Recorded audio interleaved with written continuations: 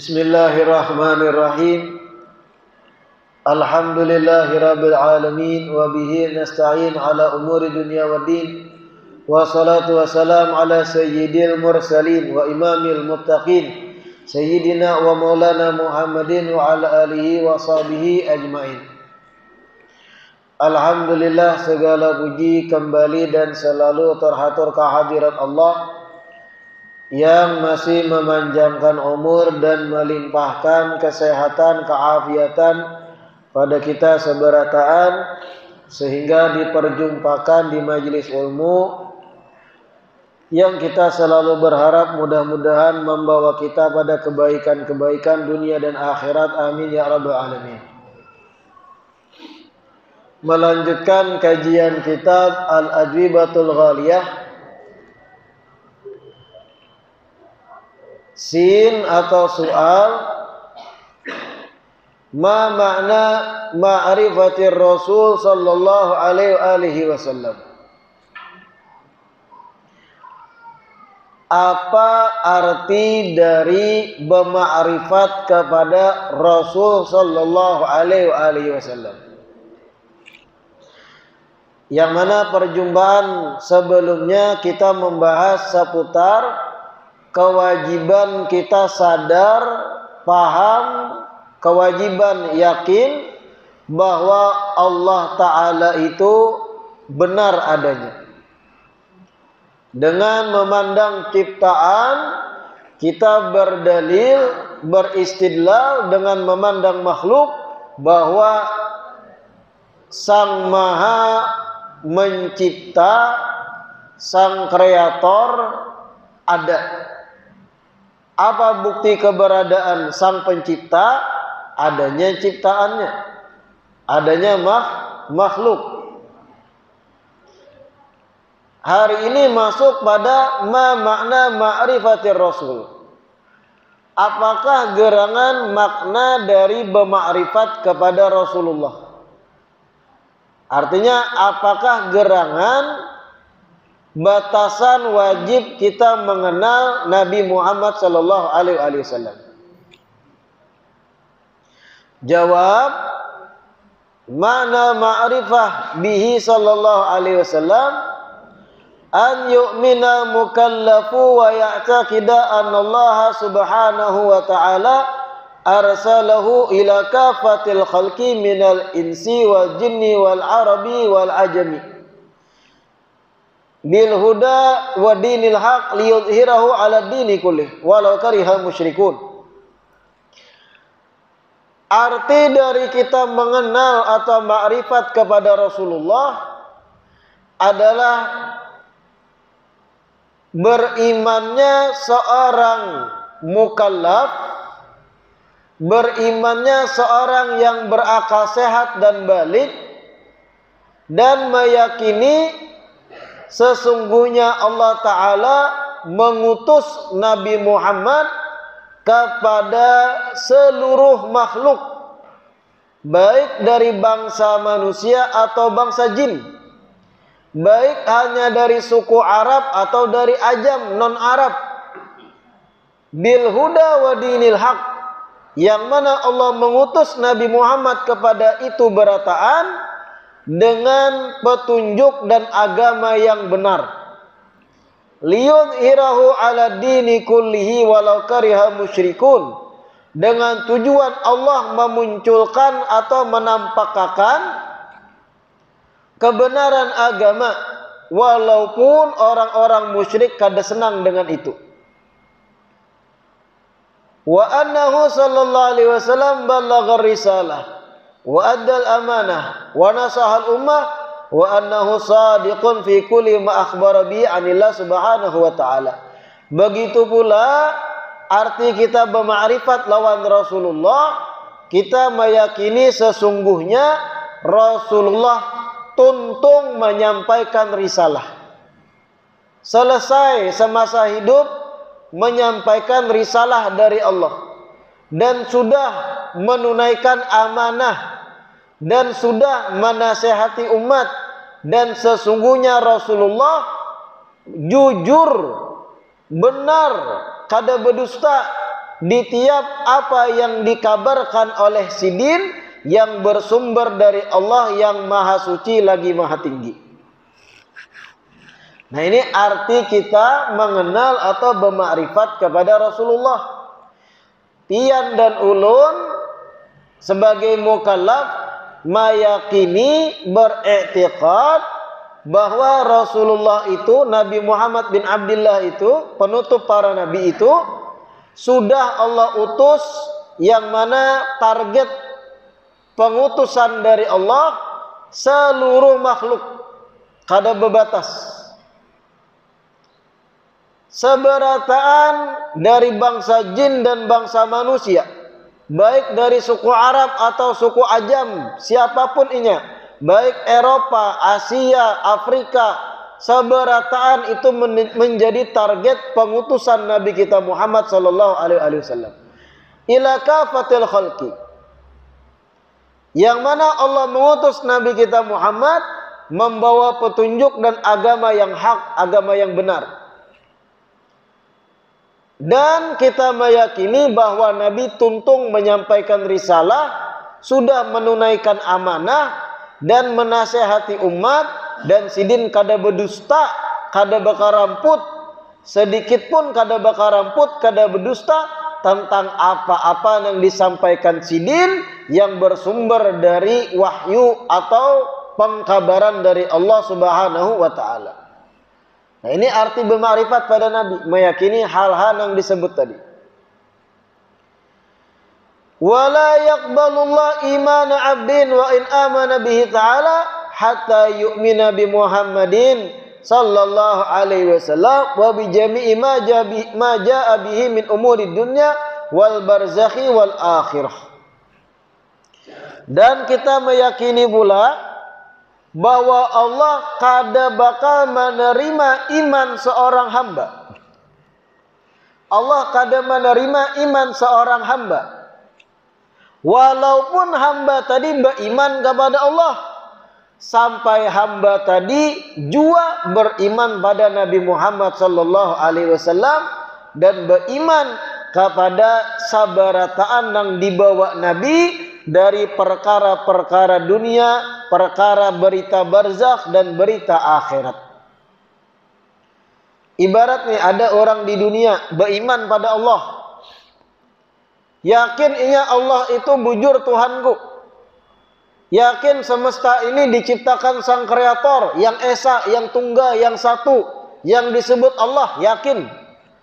Tapi ketika ditanya, ikam yakin kada Allah nang ikam yakini sebagai Tuhan memiliki utusan di muka bumi yang bernama Muhammad bin Abdullah, yakin kada? Oh, kada yakin dia. Amun Allah aku beriman tapi untuk Muhammad itu aku kada beriman. Orang kayak ini selamat kada di akhirat? Kada selamat. Kada selamat. Artinya Allah kada menerima iman seseorang walau beriman kepada Allahnya, selama orang tersebut kada jua mengimani risalah Nabi Muhammad, kada mengimani kenabian dan kerasulan Nabi kita Muhammad sallallahu alaihi wasallam. Kadang aku percaya Allah itu Tuhan yang esa, yang satu, kada mungkin alam semesta ini terjadi sendiri. Aku yakin Tuhan ada. Tuhan itu tunggal, satu, kada mungkin dua aja. Kesimpulan akal sehatku menyimpulkan kada mungkin Tuhan dua, tiga dan lebih, apalagi beranak. Esa satu, kada mungkin dua. Kalau dua akan terhambur alam semesta. Lain pendapat, lain keinginan, pasti satu. Tapi kalau kerasulan Muhammad, aku kada beriman dia. Orang kayak ini sekali lagi kada selamat. Kada diterima iman kayak itu. Lalu bagaimana membuktikan kepada orang yang akalnya sehat nang kaya tadi? Akalnya sehat dan menerima ketuhanan Allah. Allah itu esa, pencipta itu satu. Lalu kayak apa untuk memberi gambaran bahwa Allah nang ikam yakini mengutus utusan di muka bumi, penutup para nabi, para rasul yang bernama Muhammad? Perlu kita paparkan penjelasan ilmiah juga lawannya. Bagaimana penjelasan ilmiahnya? Sampaikan histori atau sejarah bahwa 1400 tahun yang lewat ada seseorang yang terlahir dari suku Quraisy, dari pernikahan Abdullah dan Siti Aminah, lahir seorang bayi laki-laki yang semenjak lahir sampai inya sebelum berumur 40 tidak pernah tercatat dalam sejarah berbuat kesalahan, tidak pernah berdusta dan berbohong. Seseorang yang bahkan kaumnya sendiri memberi gelar kepadanya Al-Amin, orang yang dipercaya. Seorang yang ummi. Apa ummi? Yang kada bisa baca tulis. Nah, ini bukan berarti aib bagi Rasulullah kada bisa baca tulis, ada hikmahnya. Seseorang yang kada pernah berkerambut, kada pernah berdusta, bahkan orang-orang kafir Quraisy dan orang-orang sekitar menggelarinya sebagai Al-Amin.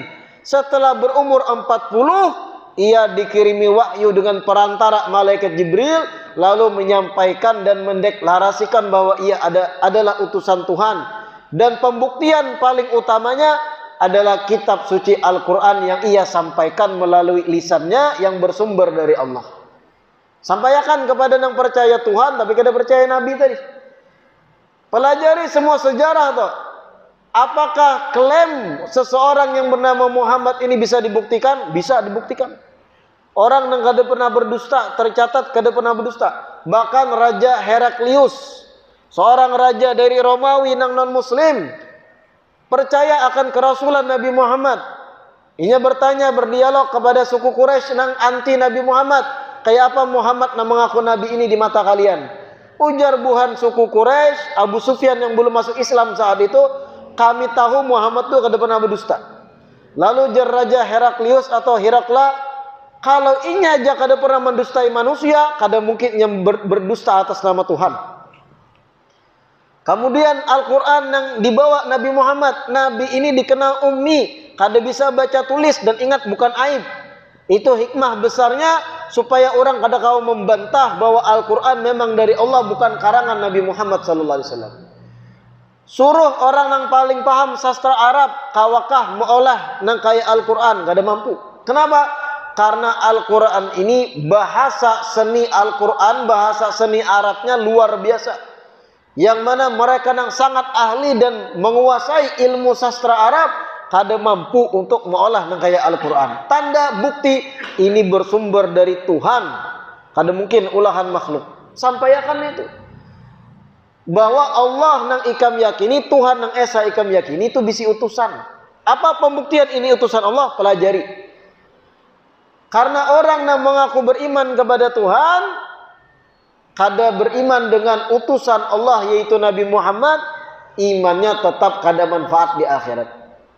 Nah, ini yang dimaksud la yaqbalullah imana abdin wa in amana bihi ta'ala hatta yu'mina bi Muhammadin sallallahu alaihi wasallam.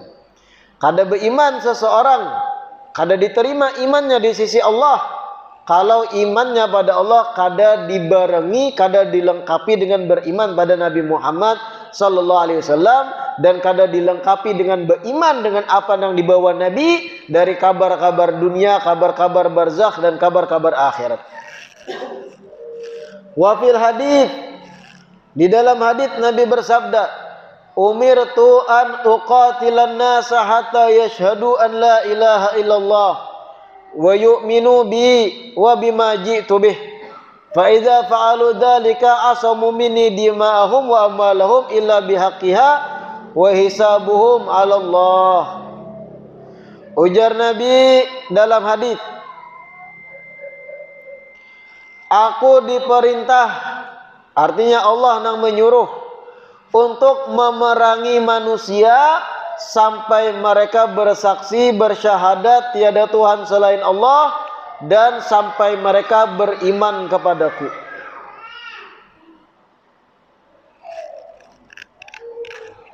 Aku diperintah ajar Nabi memerangi manusia sampai mereka bersaksi tiada Tuhan selain Allah dan sampai mereka beriman kepadaku dan beriman kepada apa yang aku bawa. Nah, artinya kalau seseorang sudah beriman pada Allah tapi belum beriman kepada Nabi, itu masih belum sempurna, diperangi oleh Nabi. Fa idza fa'alu dzalik, kalau mereka sudah beriman pada Allah, beriman pada aku, beriman dengan apa yang aku bawa, asamu minni dima'ahum wa amalahum ila bihaqqiha. Maka orang tersebut telah menjaga darah-darah mereka untuk kada boleh lagi ditumpahkan, dan menjaga harta mereka kada boleh lagi dirampas kecuali dengan hak aturan syariat. Wa hisabuhum 'alallah, sedangkan urusan mereka beriman kadanya dalam batin itu hisabnya nanti di sisi Allah. Apa yang diambil dari hadis ini?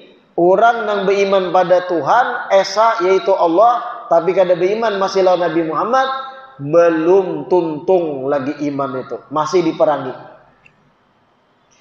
Sin, pertanyaan berikutnya, ma huwa nasabuhu sallallahu alaihi wasallam? Apakah nasab Nabi sallallahu alaihi wasallam? Artinya Nabi ini keturunan dari suku mana? Jim atau jawab, huwa nabiyul ummi. Nabi Muhammad adalah seorang nabi yang mana buta huruf.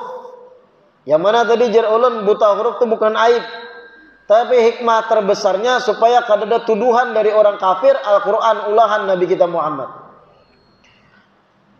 Ar-Rasulul Arabi, seorang Rasul yang dari bangsa Arab, lahir dari ibu dan bapak berdarah Arab. Muhammad ibn Abdullah, nasab sidin Muhammad, putra dari Abdullah. Terkadang dibaca Abdillah, terkadang dibaca Abdullah, sama aja itu. Jangan heran pian. Kenapa? Karena dalam nahu tergantung posisinya.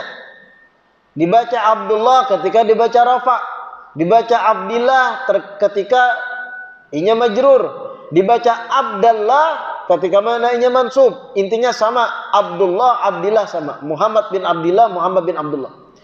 Abah Sidin Abdullah, Kai Sidin Abdul Muttalib, Datu Sidin Hashim, Hashim bin Abdi Manaf bin Qusay bin Kilab bin Murrah bin Ka'ab bin Lu'ay bin Ghalib bin Fihr bin Malik ibn Nadar ibn Kinanah ibn Khuzaimah ibn Mudrikah ibn Ilyas ibn Mudar ibn Nizar ibn Ma'ad ibn Adnan. Dan Adnan adalah termasuk zuriat Nabi Ismail yang disembelih, yaitu putra Nabi Ibrahim Al-Khalil alaihi wassalam. Nah ini nasab Nabi. Muhammad bin Abdullah bin Abdul Muttalib bin Hashim bin Abdi Manaf bin Qusay bin Kilab bin Murrah bin Ka'ab bin Lu'ay bin Ghalib bin Fihr bin Malik bin Nadar bin Kinanah bin Khuzaimah bin Mudrika bin Ilyas bin Mudar bin Nizar bin Ma'ad bin Adnan.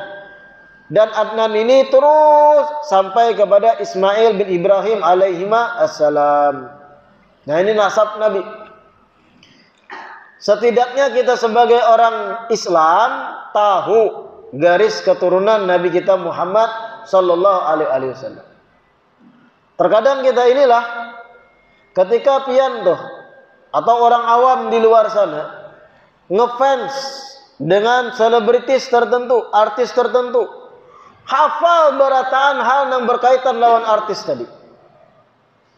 Orang yang sudah cinta jadi fans fanatik buta dengan seorang artis, inya tahu siapa ngaran artis itu lengkapnya, di mana lahirnya, tanggal kelahirannya, siapa abahnya, siapa mamanya, dari mana sukunya si artis tadi, di mana alamat rumahnya, hafal berataan, bahkan kadang ukuran bajunya, tinggi badannya, bahkan di mana dilahirkannya, hafalnya, apa kegiatannya, saking cinta dan fanatiknya dengan artis.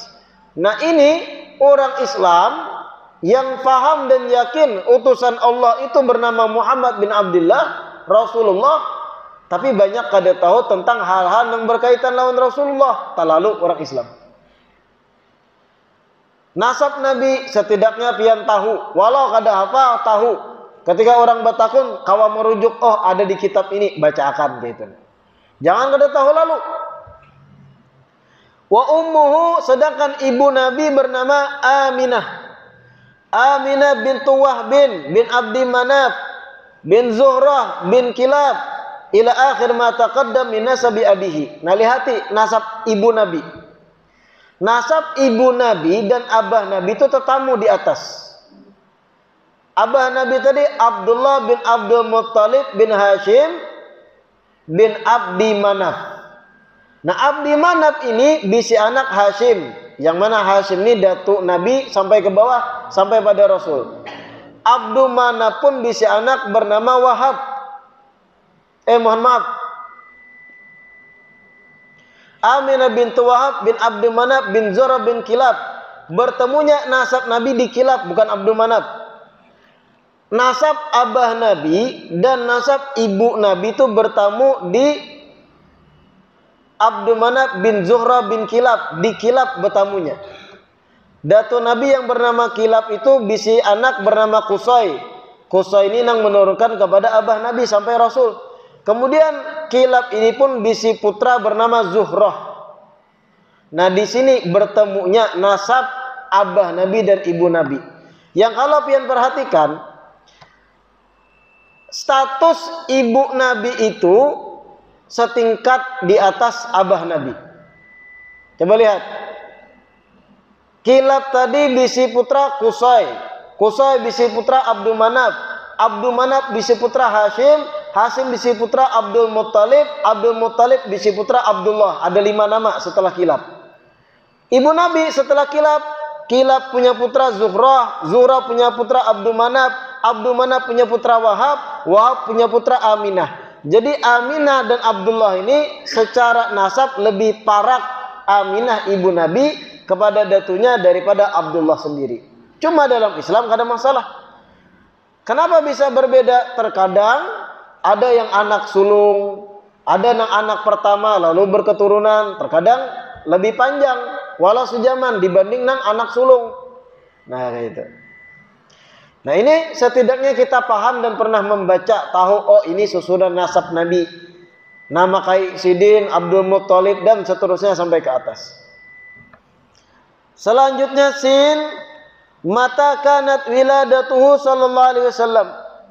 Kapan atau apabillakah kelahiran Nabi sallallahu alaihi wasallam? Jawab atau jim, wulida Rasulullah sallallahu alaihi wasallam bi Makkah yaumal Itsnain atsani asyar min syahri Rabiul Awal ba'da 'ami fi bi 50 laila ala masyhur. Rasulullah lahir di kota Makkah hari Senin 12 daripada Rabiul Awal, yang mana kelahiran Nabi itu 1 tahun setelah tahun gajah. Ba'da 'ami fil bi 50 laila 'ala masyhur, yang mana kelahiran Nabi tadi disebut 12 Rabiul Awal, kurang lebih 50 malam setelah terjadinya tahun gajah atau peristiwa gajah yang Allah Ta'ala serang dengan beburungan, dengan menurunkan batu-batu yang berlapis dengan api karena ada raja yang zalim hendak menyerang Ka'bah ketika itu. Kurang lebih 50 malam setelah kejadian itu, jar ulama, terlahir Nabi kita Muhammad sallallahu alaihi wasallam. Walamma balagha 40 sanah, ketika Nabi menggapai umur 40 tahun, min umrihi syarif, dari umur beliau yang mulia, nazala alaihi ruhul amin, turunlah ar-ruhul amin, yaitu malaikat Jibril kepada Sidin. Nah, ini harus paham kita sejarah Nabi. Nabi ketika umur 40, disitulah malaikat Jibril alaihissalam turun membawakan wahyu pertama kali kepada Sidin.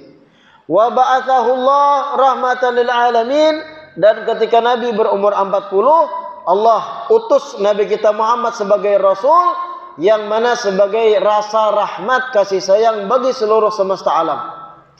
Wa qama sallallahu alaihi wasallam di Makkah ba'da bi'tsah 13 sanah. Kemudian setelah Nabi umur 40 dan diangkat menjadi Nabi dan Rasul, menyampaikan dakwahnya, memulai deklarasi dakwah di Makkah, Nabi bermukim kurang lebih 13 tahun di Makkah dakwah. Artinya setelah Nabi umur 53, tsumma hajara ila Madinah, beliau hijrahlah ke kota Madinah. Wa aqama bi asyra sinin, dan kurang lebih 10 tahun beliau tinggal di kota Madinah. wa tuwfiya bil Madinah dan akhirnya meninggal dunia. Umur 40 Nabi diangkat jadi Rasul.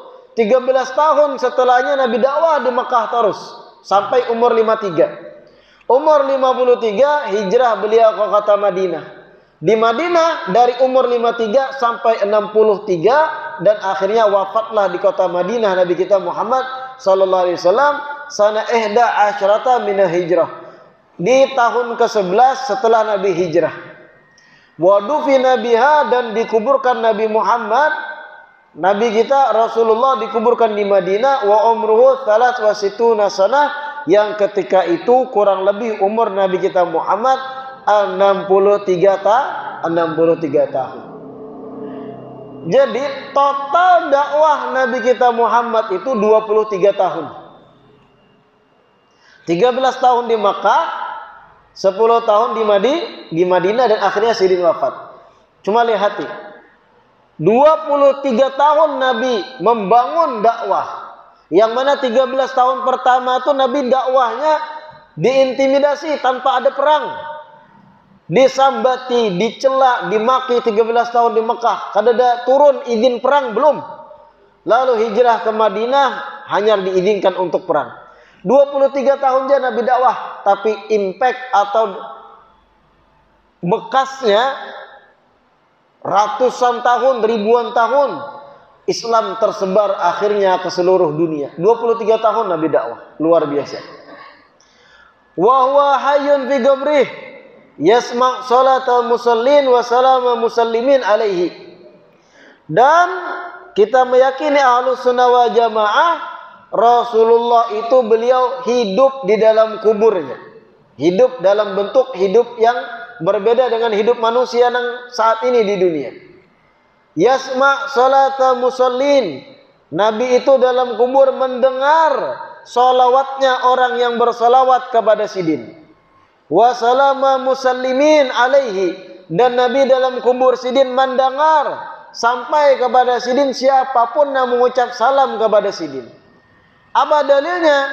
Fa'anhu sallallahu alaihi wasallam diriwayatkan dari Nabi, ujar Nabi, haitsuma kuntum fasallu alayya fa inna salatakum tablughuni. Ini diriwayatkan Imam Tabrani di dalam Al-Kabir dan di dalam Al-Awsat. Begitu pula beberapa imam yang lain meriwayatkannya dalam Mujma'. Begitu pula diriwayatkan oleh Imam Abu Dawud, Imam Ahmad dan imam-imam lainnya. Ujar Nabi dalam riwayat tadi, haitsuma kuntum fasallu alayya. Dimanapun kalian berada, bersolawatlah kepadaku, ujar Nabi. Fa inna salatakum tablughuni. Karena sesungguhnya solawat kalian kepadaku, tablughuni, itu sampai kepadaku, ujar Nabi. Nah kalau Nabi mengatakan sampai kepadaku, berarti Nabi tahu dengan salawat kita dalam kubur Sidin. Wa qala aidan, Nabi pun bersabda di hadits yang lain, aktsiru minas salati alayya fi lailatul gharra wal yaumil azhar fa inna salatakum tu'radu alayya. Ujar Nabi, perbanyaklah bersalawat kepadaku di malam yang terang benderang, yaitu malam Jumat, wal yaumil azhar, dan di siang Jumatnya. Fa inna salatakum tu'radu alayya. Karena sesungguhnya salawat kalian itu tu'radu alayya, ditampaikan kepadaku, ujar Nabi. Kita nih bersalawat kepada Nabi. Salawat kita itu ditampaikan kepada Rasul sallallahu alaihi wasallam. Dalam kubur Sidin tahu. Wa qala aidan, di hadits lain Nabi bersabda, ma min ahadin yusallimu alayya illa raddallahu alayya ruhi hatta arudda alaihi salam. Tidaklah, ajar Nabi, orang mengucap salam kepadaku mengecualikan Allah akan membalikkan ruhku atau membulikakan ruhku kepadaku, sehingga aku pun akan membalas ucapan salam orang yang mengucap salam kepadaku. Nah ini salah satu dari sekian banyak dalil kita Ahlus Sunnah wal Jamaah meyakini Nabi itu hayyun fi qabri, hidup dalam kubur Sidin. Hanya saja jangan disamakan dengan cara hidup kita manusia normal di dunia. Apa dalilnya Nabi hidup di kubur? Ujar Nabi, salawat kalian sampai kepadaku. Ujar Nabi, siapapun yang mengucap salam kepadaku, Allah bukakan rohku sehingga aku bisa menjawab salam kepadanya. Walau kita di dunia kada mendengar salam jawaban dari Nabi. Nabi tahu apa yang kita gawi. Salawat kalian sampai kepadaku di kubur, aja Nabi. Makanya semakin seseorang itu rancak ribuan bersolawat pada Nabi, semakin disebut ngarannya banyak di sisi Nabi dalam kubur, dan Nabi akan pinandu kepada orang tadi. Aqrabukum minni majlisan yaumal qiyamah aktsarukum alayya shalah. Yang paling parah duduknya kena lawan aku hari kiamat, orang yang paling banyak salawat kepada aku, jar Nabi. Pian hari-hari ratusan salawat lawan sidin. Ngaran pian tu dipinandui oleh Nabi. Dilaporkan oleh malaikat, ya Rasulullah, fulan bin fulan, rumahnya di Jalan Beli, ingin bersalawat lawan pian saban hari 300 kali. Sampai kabar tu. Apa dalilnya? Banyak hadisnya. Ujar Nabi, fa inna salatakum tablughuni, salawat kalian sampai kepadaku. Nah, ini keyakinan kita Ahlus Sunnah wal Jamaah. Sesuai dengan nas-nas hadis yang diriwayatkan oleh imam-imam hadis, semisal Imam Tabrani, Imam Ahmad dan para imam hadis lainnya. Sin kam auladuhu sallallahu alaihi wasallam wa azwajuhu. Pertanyaan berikutnya, berapakah putra-putra atau anak-anak Nabi dan siapa saja istri-istri Nabi? Jawab, auladuhu sallallahu alaihi wasallam sab'atun thalathatu banin wa hum Qasim wa Abdullah wa yuqalu lahu At-Thayyib wa Tahir wallahu a'lam. Insyaallah kita lanjutkan di perjumpaan berikutnya. Mudah-mudahan yang kita baca hari ini bermanfaat, mudah-mudahan menambah khazanah keilmuan kita, dan mudah-mudahan diistiqamahkan duduk belajar di majlis-majlis ilmu di pertemuan berikutnya. Amin ya rabbal alamin. Mudah-mudahan bermanfaat. Wallahu alam. Adzan isya.